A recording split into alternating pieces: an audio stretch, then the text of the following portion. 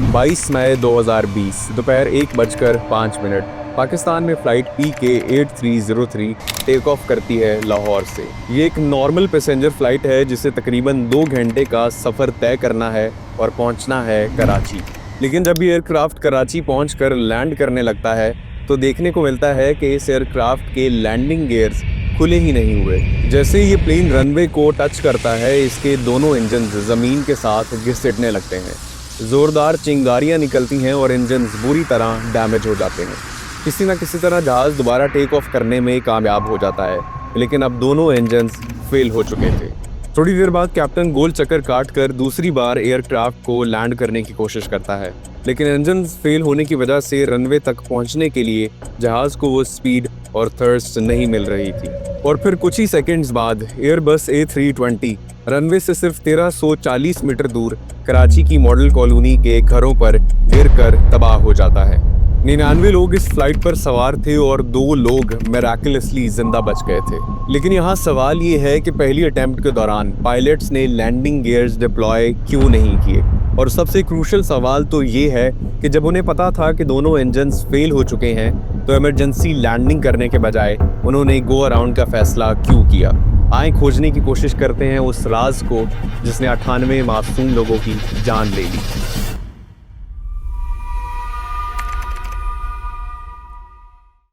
Flight PK-8303 एक Airbus 320 aircraft था जो PIA के फ्लीट का हिस्सा था। ये प्लेन 2004 में मैन्युफैक्चर हुआ था और ऑलमोस्ट 16 साल पुराना था। दोनों इंजन रिलेटिवली नए थे। लेफ्ट इंजन फरवरी 2019 में लगाया गया था और राइट इंजन मई 2019 में इंस्टॉल हुआ था। क्रैश से पहले तक ये aircraft total 47,124 flying hours complete कर चुका था, जिसमें से 18,632 फ्लाइंग आवर्स इसने सिर्फ PIA के फ्लीट में परफॉर्म किए थे। मेंटेनेंस रिकॉर्ड्स के मुताबिक इस एयरक्राफ्ट का आखिरी रूटीन चेक 21 मार्च 2020 को हुआ था, जिसमें इंजन्स, लैंडिंग गियर और एवियोनिक्स में कोई डिफेक्ट रिपोर्ट नहीं हुआ। उससे पहले एक मेजर मेंटेनेंस चेक 19 अक्टूबर 2019 को परफॉर्म किया गया था और उस वक्त भी सब कुछ क्लियर था। कोविड-19 पैंडेमिक के दौरान ये एयरक्राफ्ट 22 मार्च से 6 मई 2020 तक ग्राउंड रहा था, लेकिन दोबारा ऑपरेशंस शुरू होने के बाद 7 मई से एक्सीडेंट के दिन तक इसने 6 फ्लाइट्स ऑपरेट की थी। एक्सीडेंट से एक दिन पहले ही ये एयरक्राफ्ट मस्कत से लाहौर फ्लाइट ऑपरेट करके आया था। सबसे इम्पॉर्टेंट बात यह है कि क्रैश के वक्त इस एयरक्राफ्ट के पास एक वैलिड सर्टिफिकेट ऑफ एयरवर्थीनेस और मेंटेनेंस रिव्यू सर्टिफिकेट दोनों मौजूद थे, यानी टेक्निकल तौर पर प्लेन को फिट टू फ्लाई कंसिडर किया जा रहा था। 22 मई 2020 पाकिस्तान इंटरनेशनल एयरलाइंस की फ़्लाइट PK-8303 ने लाहौर से कराची के लिए अपने वक्त के मुताबिक उड़ान भरी।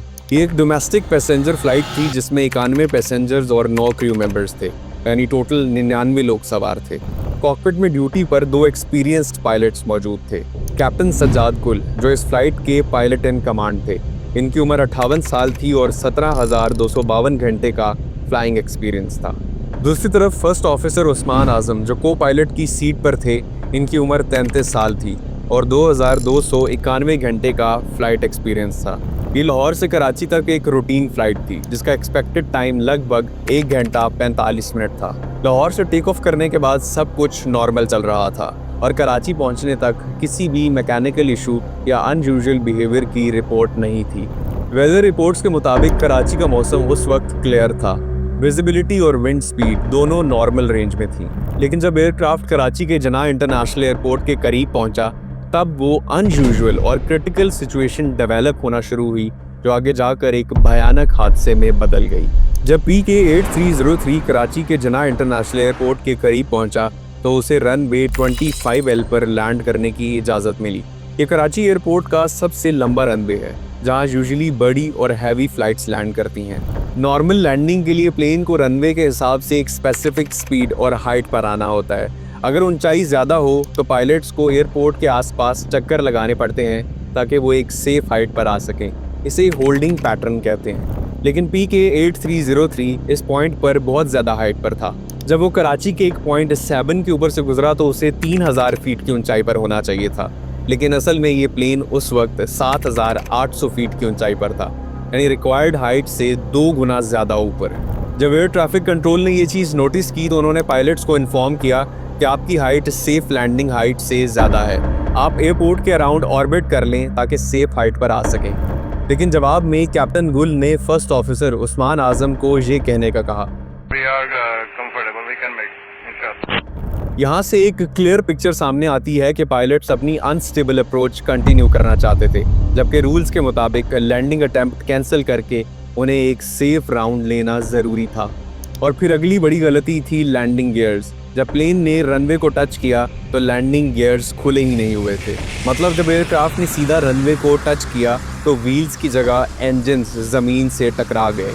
आई विटनेसेस और सीसीटीवी फुटेज के मुताबिक उस वक्त रनवे पर जोरदार चिंगारियां निकल रही थी और इंजन्स घिसते घिसते बुरी तरह डैमेज हो गए। इन्वेस्टिगेशन रिकॉर्ड्स के मुताबिक कॉकपिट में लैंडिंग गियर को नीचे करने का लिवर यूज़ किया गया था, लेकिन उस वक्त प्लेन की स्पीड और हाइट दोनों नॉर्मल रेंज से ज़्यादा थी। इस सिचुएशन में व्हील्स को प्रॉपर खुलने का टाइम नहीं मिलता और कभी कभी पायलट्स गलती से लेवर को दोबारा ऊपर कर लेते हैं। कॉकपिट की रिकॉर्डिंग में ये भी सामने आया कि दोनों पायलट्स आपस में क्लियर कम्युनिकेशन नहीं कर रहे थे। मतलब उन्होंने गियर नीचे करने का प्रोसेस फॉलो ही नहीं किया या कंफ्यूज होकर उसे वापस ऊपर कर दिया।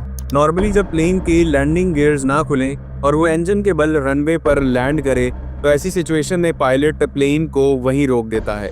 इसे कहते हैं बैली लैंडिंग और अक्सर ऐसे केसेस में प्लेन रुक भी जाता है और ज़्यादातर पैसेंजर्स बच जाते हैं।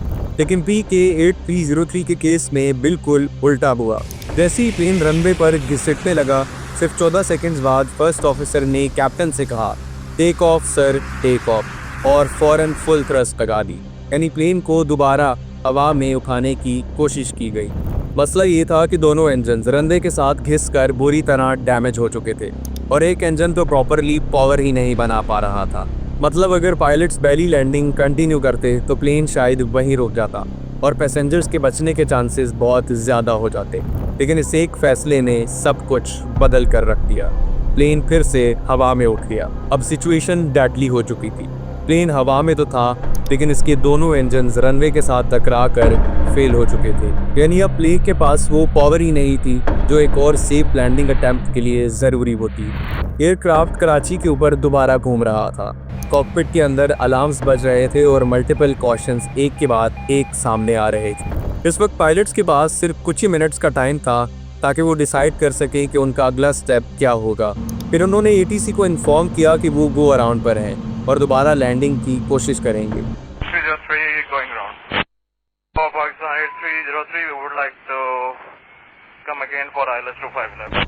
लेकिन प्रॉब्लम ये थी कि अब उनके पास उतनी थर्स्ट ही नहीं बची थी जो प्लेन को रनवे तक वापस ला सके। जब PK-8303 कराची के आसपास घूमकर रनवे की तरफ दोबारा अप्रोच कर रहा था तो उसका एल्टीट्यूड बहुत कम था और स्पीड भी कम हो रही थी। कॉकपिट वॉइस रिकॉर्डर के मुताबिक पायलट्स अब भी ATC के साथ कांटेक्ट में थे और लैंडिंग के लिए क्लियरेंस ले रहे थे। लेकिन सबसे बड़ा मसला ये था कि दोनों इंजन्स की थर्स्ट बराबर नहीं थी। एक इंजन थोड़ा बहुत काम कर रहा था मगर दूसरा बिल्कुल फेल हो चुका था। इस वजह से प्लेन को रनवे तक ले जाना मुश्किल हो रहा था। ATC ने पायलट्स को रिपीटेडली कहा कि एल्टीट्यूड मेंटेन करें और लैंडिंग गियर को नीचे करें। जैसे ही एयरक्राफ्ट 1500 फीट तक नीचे आया, फर्स्ट ऑफिसर आजम ने ATC को बताया,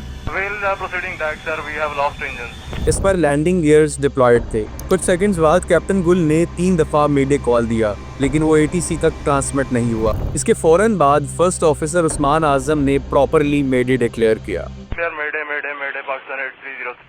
ये उनका ATC के साथ आखिरी कम्युनिकेशन था। 2:40 पर एयरक्राफ्ट ने लेफ्ट टर्न लिया और रैपिडली एल्टीट्यूड लूज करने लगा और फिर सिर्फ कुछ ही लम्हों में प्लेन रनवे से सिर्फ 1340 मीटर दूर कराची की मॉडल कॉलोनी पर क्रैश हो गया।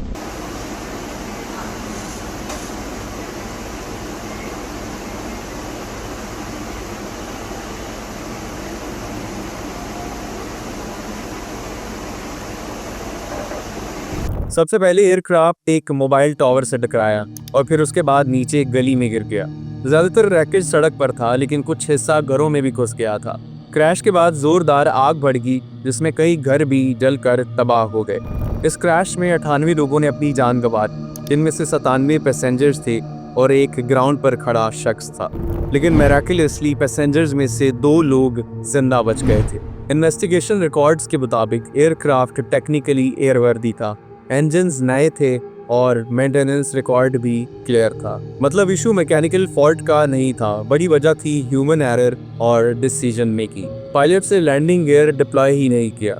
एटीसी और कॉकपिट के दरमियान भी कम्युनिकेशन क्लियर नहीं थी और सबसे क्रिटिकल मूवमेंट पर बैली लैंडिंग कंटिन्यू करने के बजाय प्लेन को दोबारा टेक ऑफ कर लिया। ये सब डिसीजंस मिलकर उस हादसे का सबब बन गए जो असल में अवॉइड किया जा सकता था। और आज भी वही सवाल है कि अगर पायलट्स उस वक्त एक अलग फैसला करते तो क्या 98 जिंदगियां बचाई जा सकती थी।